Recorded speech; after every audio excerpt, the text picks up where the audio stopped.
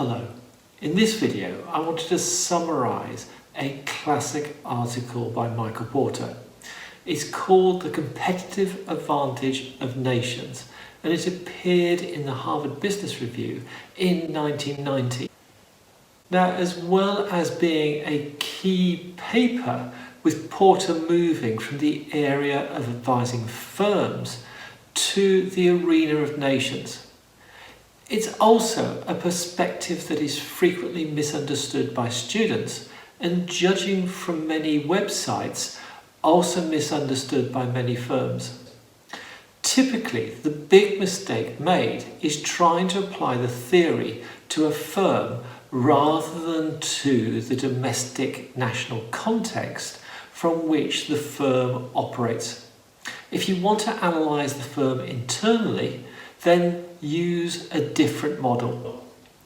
Looking closely at Porter's other work, the diamond model, as covered in this paper, impacts onto the industry structure and so then onto the individual firm. It's also interesting to see Porter and Kramer's Strategy and Society from 2005 to see how the diamond model can affect other issues the firm is facing. Porter starts the article with a discussion about the sources of national competitiveness. In developed nations, prosperity, he says, does not stem from a country's national endowment of things like labour or raw materials, or from the level of interest rates or a currency's value, as classical economists would claim. Instead, it is created and depends on the capacity of a country's industries to innovate and upgrade, which in turn is stimulated by the pressure on companies to compete.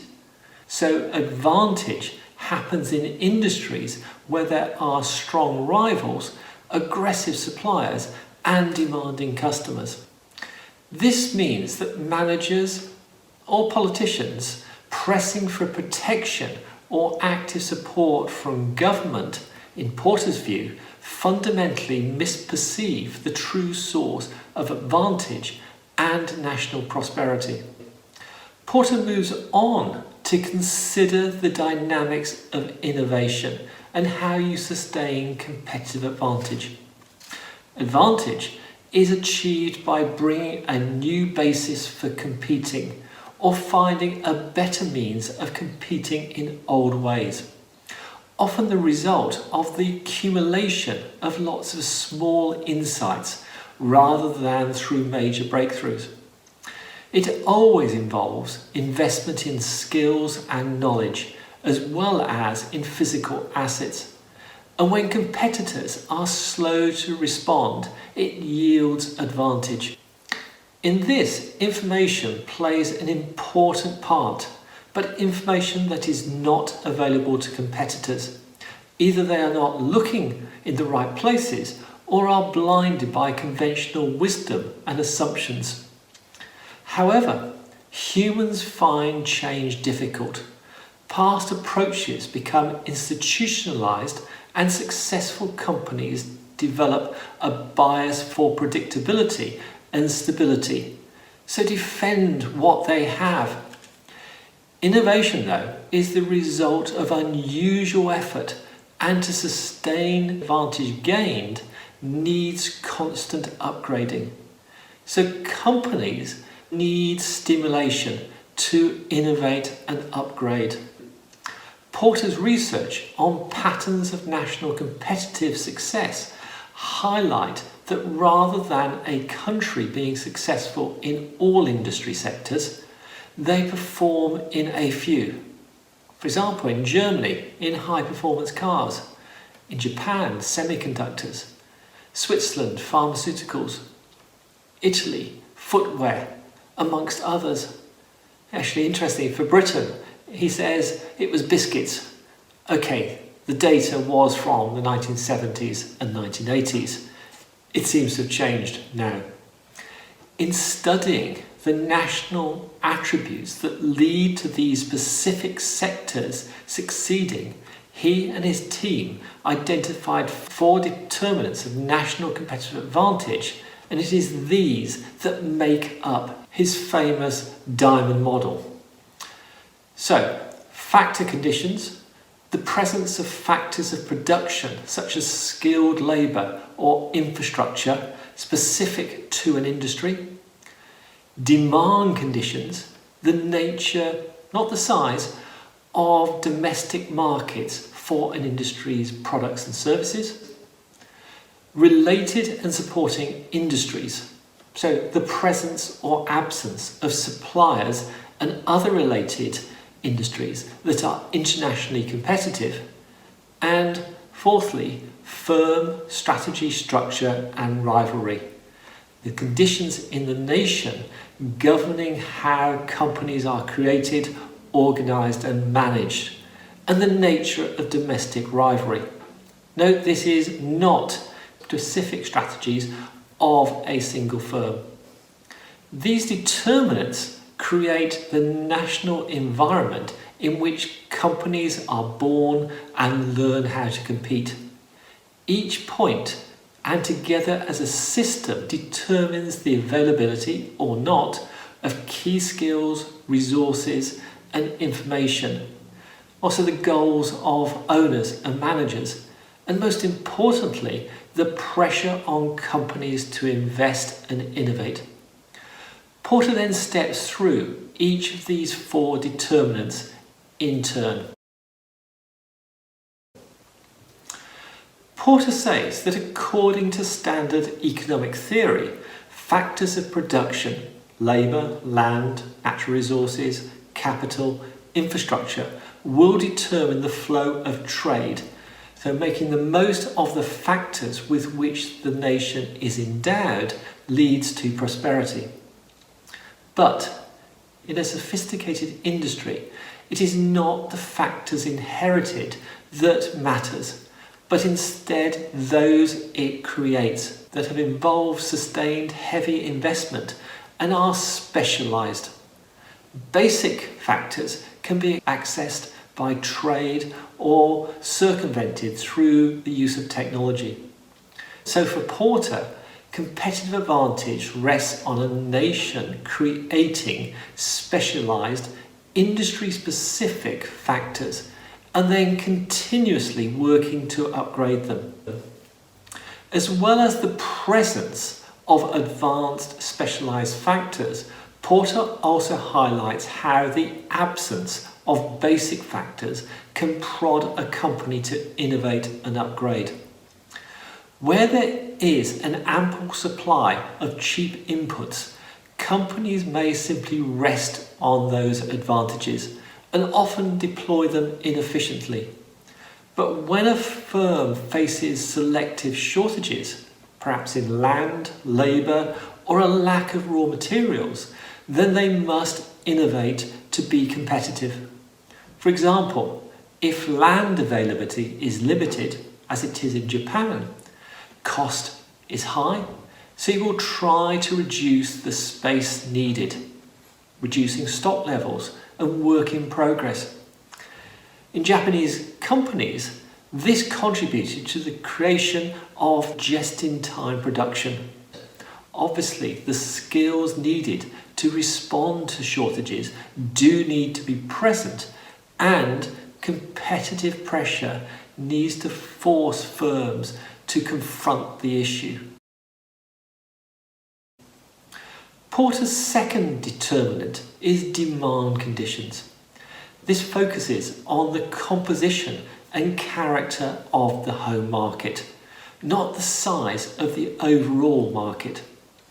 Do home market customers' demands have a disproportionate effect on how companies perceive, interpret and respond to buyers' needs?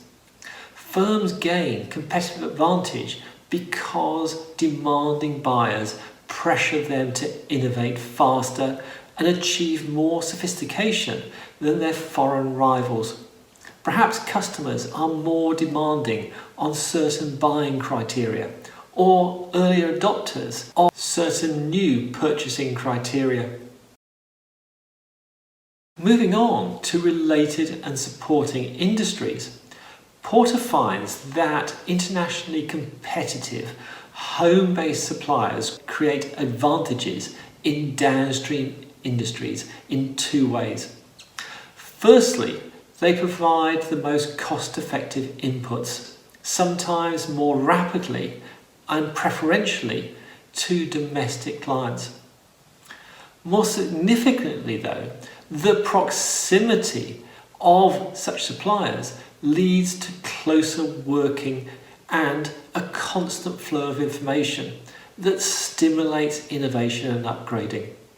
The interaction is mutually advantageous and self-reinforcing. However, companies and suppliers need to work at this, and so both need the pressure of competition. Hence, creating captive suppliers is counterproductive. The fourth and final determinant is firm strategy, structure and rivalry. It is crucial to recognise that here Porter is referring to the national circumstances and context and how they influence how companies are created, organised, managed and how they compete. So it is the institutional system and not, as often mistakenly thought, a firm's specific strategy. Competitiveness in a specific industry emerges from the convergence of management practices and organisational modes favoured in that country, and different institutional systems will fit more with the needs of certain industries. For example, the German management system and more patient capital more closely matches the needs of technical or engineering orientated industries, while a large pool of risk capital and a short-term focus, as in the US, is better fitted with software and biotechnology industries. In terms of rivalry, and I've often wondered if this would not have been better as a separate determinant, Porter argues that this is perhaps the most important determinant as it has a stimulating effect on all the others. Conventional wisdom argues that domestic competition is wasteful, and the right approach is to embrace one or two national champions. But according to Porter, such national champions are often uncompetitive as a result of government subsidies and protection.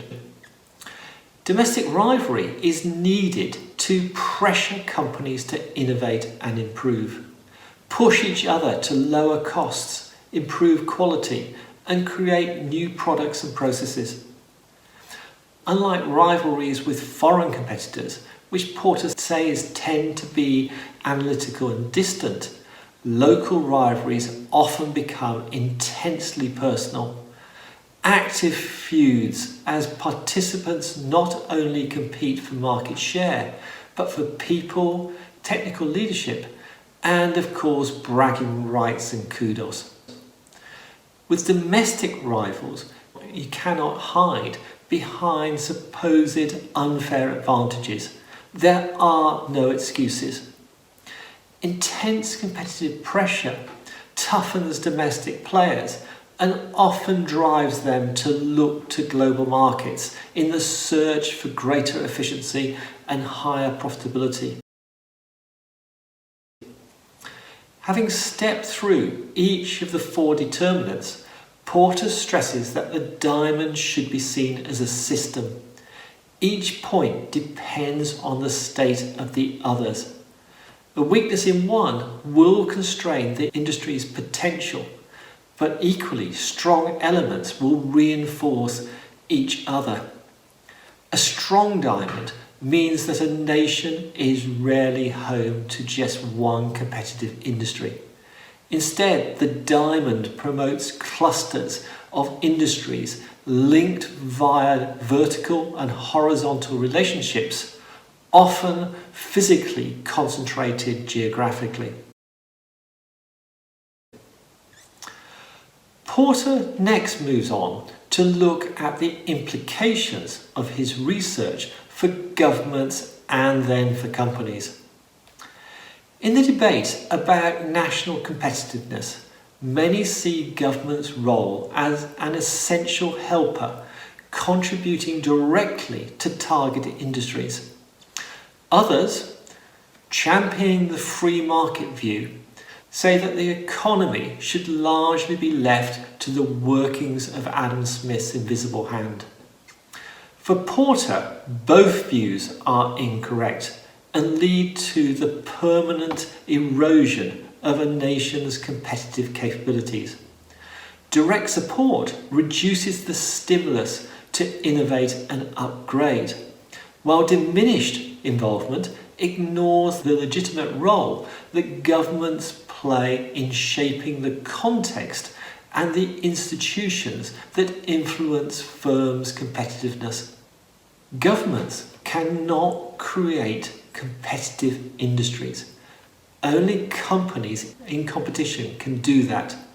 So for Porter, government's proper role is indirect, to act as the catalyst and challenger that pushes companies to raise their performance, even if that is inherently unpleasant and difficult. So governments need to transmit and amplify the determinants of the diamond model. Sticking to this indirect role is difficult. Competitive time and political time are usually fundamentally at odds. It takes more than a decade for an industry to create competitive advantage. But in politics, a decade is an eternity. For governments, therefore, it is very easy to be seduced by the false promise of direct interventions, such as subsidies, protections, and arranged mergers. Policies that would make a real difference, according to Porter, such as deregulation, often come with a sting of short-term pain, unlikely to win votes. In resisting short-term promises, Porter lists advice for governments. Firstly, he says that they need to focus on specialised factor creation, so advanced developments that are tied to specific industry clusters through university research, trade association activities, and stimulating private investment. Secondly, they need to avoid intervening in factor or currency markets. Doing this reduces the pressure on firms to innovate and upgrade. Also, strict product safety and environmental standards, so pressuring domestic companies to improve and, if anticipating global standards, gain them an advantage. Then sharply limit direct cooperation among industry rivals. Promote goals that lead to sustained investment in human skills, innovation and physical assets, etc. Deregulate competition, although deregulation, if it doesn't produce real vigorous competition, will not stimulate innovation. Enforce strong domestic antitrust policies. While allowing acquisitions of small companies to promote skill transfers is beneficial, he says governments should resist attempts to build national champions. And finally, reject managed trade. By this he means government marketing agreements, voluntary restraint agreements, and other such devices. These are costly to consumers and blunt competitive pressure in domestic markets. Turning to what the diamond model suggests companies should do, Porter says that firms need to recognise the central role of innovation and the uncomfortable truth that it grows out of pressure and challenge. So it is up to the leaders to recognise that easy escape routes, perhaps lobbying government for protection, are shortcuts to failure. he suggests the following policies that companies should adopt. Firstly, create pressure for innovation. So sell to the most sophisticated buyers, exceed the toughest regulatory hurdles, and try to work with the most admired suppliers. Secondly, seek out the most capable competitors as motivators. Establish an early warning system to anticipate new buyer needs or emerging regulation and bring into the firm new views. Campaign to improve the national diamond, so actively form clusters and help them upgrade. And, although it may seem strange, welcome domestic rivalry. Globalize to tap selective advantages in other nations. Here the aim should be to upgrade home-based capabilities by leveraging specific sources of advantage, for example, sophisticated buyers in other countries. Use alliances only selectively. See these as short-term sources of selective benefits, not as long-term solutions or hedges against risk. And finally, locate the home base to support competitive advantage. A company can have different home bases for distinct businesses, but in this there are no half measures. So the management team must move as well. Finally, Porter touches on the role of leadership. He says that too many top managers misperceive the nature of competition, focusing instead on short-term financial performance, soliciting government assistance and reducing risk. Reality demands leaders should instead believe in change and energize their organizations to continuously innovate. In this, they should recognize the importance of their home country, recognize the need for pressure and challenge, so push for regulations and government policies that encourage this. As Porter says, leaders need to sacrifice the easy life for sustained competitive advantage, not just once, but continuously. So, Porter's competitive advantage of nations. What should we make of it? Well, first, let's be clear about the level of analysis. The diamond model is focusing on the context of the firm, not the firm itself. So let's stop applying it in the wrong way. If you want to look at your firm, there are plenty of other frameworks you can use. Porter himself offers value proposition, value chain, activity maps, while others Viro and dynamic capabilities. Or to look at your direct industry, the 5 forces framework. Now, more positively, as a model, the diamond does prompt us to focus on some key aspects of the macro environment that have significant impacts on the firm.